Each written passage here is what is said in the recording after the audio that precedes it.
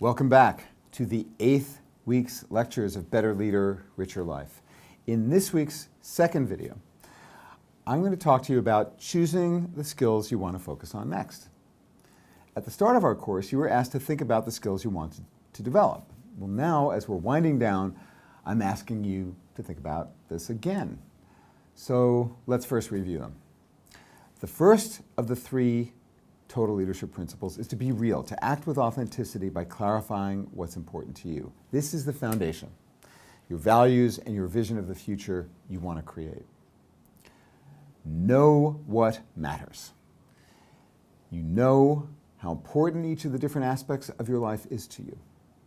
Your high self-awareness enables you to understand and clearly describe the value of each of the roles you play: worker, spouse, parent, sibling, child, friend, or citizen.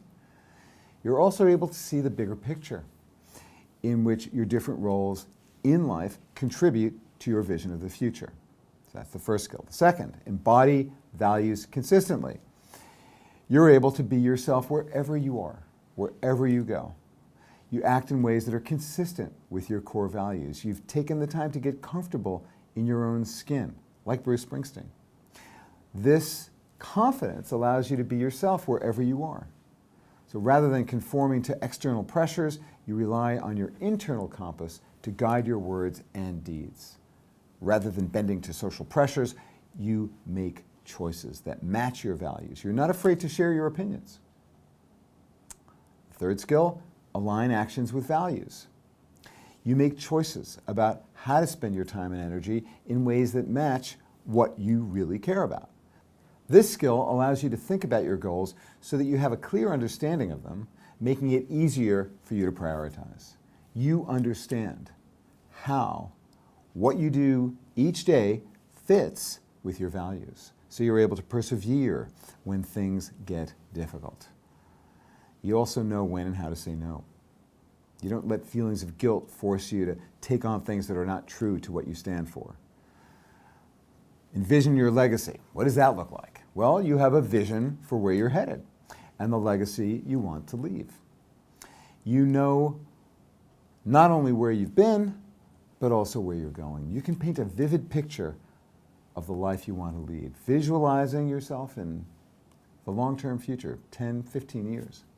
Not only do you have a vision of your future, you have ideas that excite you about how to achieve that vision, even if you don't have all the details figured out. Convey values with stories. Well, you tell stories, like Sheryl Sandberg, of the key people and events that have shaped your values in a way that binds you to others. You can pinpoint episodes in your life that have shaped your values. You allow others to gain insight into who you are and where you've been by sharing your stories. You display both confidence and vulnerability by opening yourself up, which lays the foundation for building relationships based on mutual appreciation and trust. Finally, hold yourself accountable. This means doing what is most important to you in your life. You don't let weeks or months pass by without reflecting on what matters. You routinely evaluate whether you're living according to your values, like Eric Greitens did. If you notice that you're doing things that aren't important to you, you adjust. You adjust your actions so they line up better with your values. And at the very least, you're willing to try to take steps to ensure that what you're pursuing is a life that matches what matters most. All right, the second total leadership principle is to be whole, to act with integrity.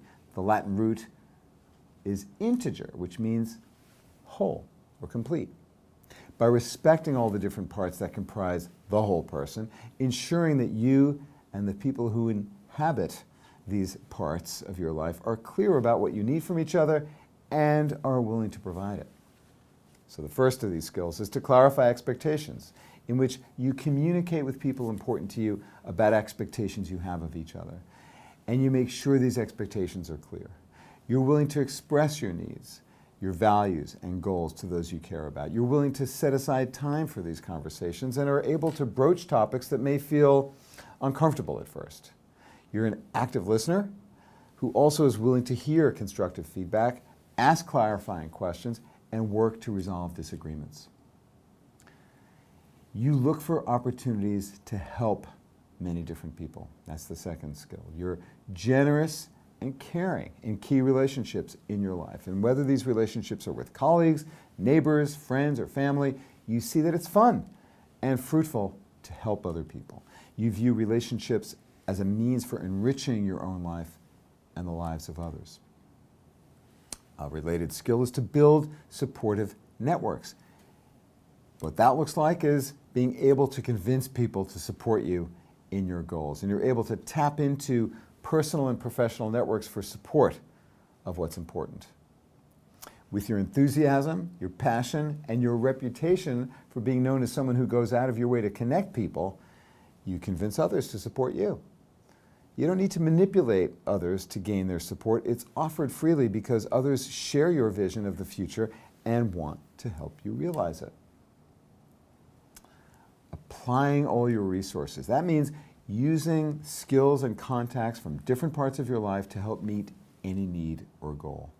So when pursuing goals, you're able to think creatively about the resources you have developed in the various parts of your life. You don't force your relationships into rigidly defined categories or roles. Instead, you draw on assets, other people, your own talents, what you've learned from different parts of your life to get important things done. Managing boundaries intelligently means to be able to delineate and maintain boundaries between the different parts of your life, like Michelle Obama illustrates so well. You not only know when to merge the different aspects of your life, you know when to segment or separate them. You're able to decide when it's beneficial to create boundaries that allow for concentration on a single goal or responsibility.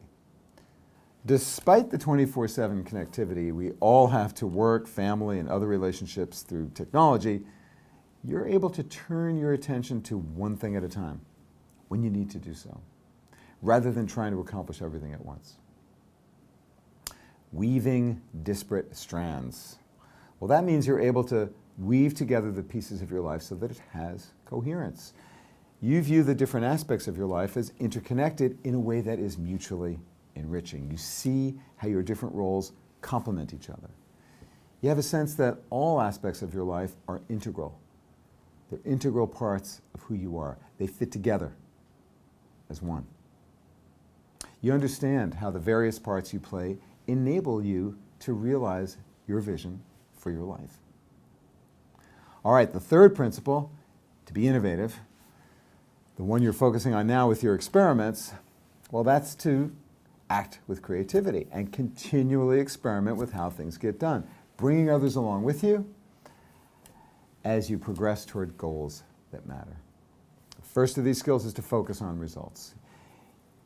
It looks like this. You focus on the results of your efforts to accomplish goals and are flexible about the means for achieving them. You keep your eyes on the prize. So when evaluating your progress, you don't count the hours you've logged, but instead look to whether or not you're producing a positive outcome. And you judge yourself and others by your accomplishments and emphasize quality instead of quantity of effort. Second, you seek creative solutions to conflicts rather than sacrificing one part of life for another. You realize that the different aspects of your life are not competing with one another, at least not all the time, and that it's not always a zero-sum game. You don't accept the notion that engaging in one area of your life must always require sacrifices in the others. Instead, you look for ways to create win-win solutions that meet multiple goals. And you challenge traditional assumptions about how things are done, experimenting to make things better whenever you can.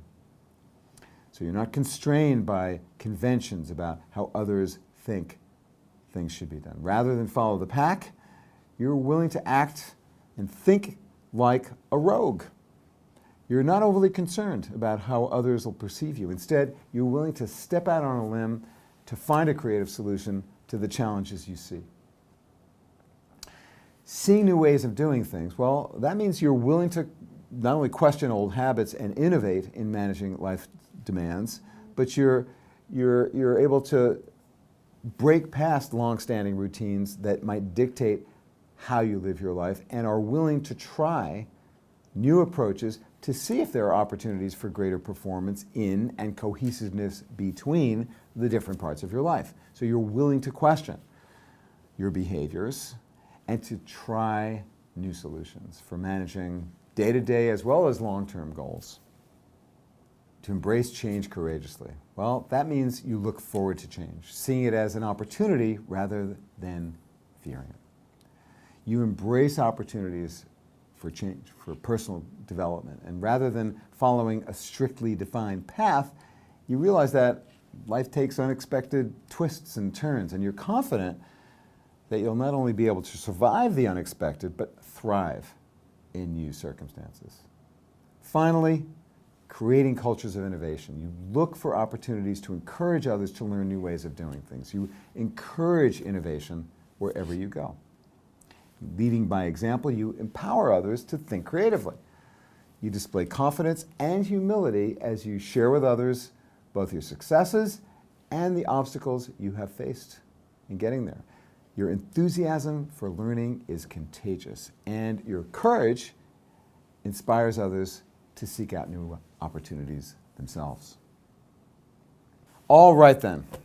Now as we turn the corner and start to head home for the conclusion of our course, it's a good time to think about which skills are important for you to focus on now. So give some thought to this, and in next week's assignment, your progress report, I'm going to ask you to write a short note about this. In the book, Leading the Life You Want, which I designed to work as a resource for those like you who've gone through this course and want to keep the ideas and tools fresh, there are 2 exercises for developing each of these 18 skills I just reviewed. Some of these exercises will be familiar to you from work you've done so far in the course, but most are new. I'm going to briefly describe just a couple of examples next and then invite you to explore further through the personalized report of your skills assessment, which you can get again at qualtrics.com/total leadership and also in the new book if you like. Find the larger meaning. Well, you can do that to enhance your skill in being real. When we find meaning in even mundane tasks, we put more effort into them. We achieve our goals more quickly and feel better. So you might try spending a few minutes just thinking about how a task you already do or a responsibility you already have, how it helps others, either directly or indirectly. So no matter what you do for your work or in school, take a minute to expand your view and try to see the ripple effects of your actions on others in the world. Talent transfer, it's another exercise, and that enhances your skill in being whole. So think of a talent or skill you've developed. Maybe it's mentoring colleagues, organizing activities for your family, running fundraisers, it could be anything.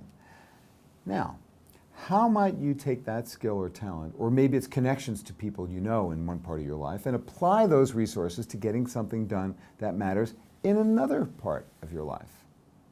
By transferring skills from one area to another, you not only become smarter about achieving important goals, you'll start to see more opportunities for how the different domains can be mutually enriching. Scenarios, that's an exercise to enhance your skill in being innovative.